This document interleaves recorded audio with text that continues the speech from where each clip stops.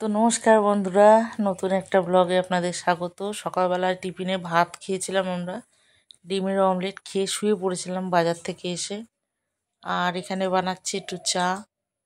অনেকক্ষণ শুয়েছিলাম, রান্না করতে হবে, একটু চা না খেলে ভালো লাগছে না, শরীরটা খুবই খারাপ, জ্বর এসছে, গা হাত পা খুব ব্যথা, ঠিক মতন অ্যাক্টিভ থাকতে পারছি না।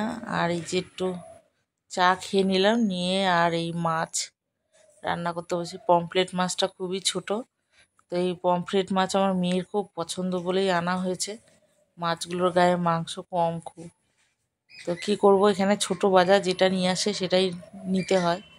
আর দেখো নিয়ে এসেছি ইলিশ মাছ, আর ইলিশ মাছটা রান্না করব হচ্ছে ভাপা। আর পমফ্রেট মাছটা হালকা করে ভেজে নিলাম। আর কি বলছি, কথা জড়িয়ে যাচ্ছে। তো ছেলেটাকে বললাম একটু ভয়েসটা দিয়ে দেবে না ও। তো মাছটাকে কোনো রকম, মানে মাছটা কাটতে ধুতেও আমার ভীষণ কষ্ট হয়েছে।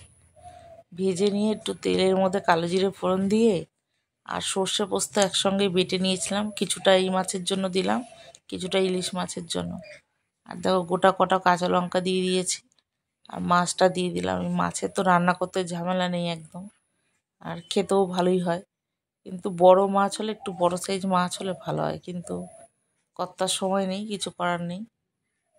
আর মাছটা খেতে ভালোই হয়েছিল।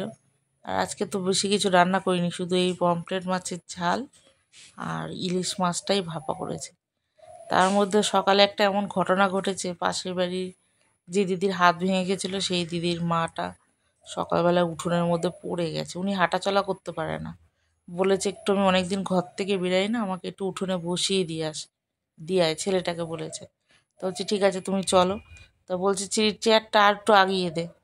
এই বলাতে চেয়ারটা আগাতে গেছে, আর ওনাকে বলেছে তুমি এখানে দাঁড়াও। উনি দাঁড়িয়ে না থেকে সোজা হাঁটা দিয়েছে আর পড়ে গেছে। পড়ে গিয়ে ঠোঁট ফোট কেটে, হাঁটু ফাটু কেটে একাকার, ওরা আর তুলতে পারে না। তারপর আমাকে সেই ডাকলো, মানে চিৎকার করে করে ডাকছে আমাকে। আমি ওই শুনে ভয়ে হুড়মুড় করে গিয়ে, আমার আরও বেশি শরীর খারাপ হয়ে গেছে, হাত পা থরথর করে কাঁপছে, গিয়ে দাঁড়াতে পারছি না, পায়ে জোর নেই ওখানে গিয়ে। আর ওই ঠোঁট ফোট কেটে গেছে দেখে, সে রক্ত বন্ধ হচ্ছে না কিছুতে, আমার আরও শরীর খারাপ হয়ে গেছে। তো দেখো হুড়োহুড়ি করে বরকে খেতে দেবো, মাছটা দেখলাম হয়নি, আবার বসালাম। মানে মাছের মধ্যে ডিম ছিল, আবার বসালাম, আর একটু হলো। তারপর ওই ইলিশ মাছ ভাপা আর পমফ্রেট মাছের ঝাল এই দিয়েই খেয়ে গেল। ছেলেও এসেছিলো, টিফিনে খেয়ে চলে গেল। আর এইটা হচ্ছে দেখো বিকেলবেলায় আমার মেয়ে, মানে ভিডিওটা ছোট হয়েছিল, স্কুলের গেট করেছে নতুন, এই একটা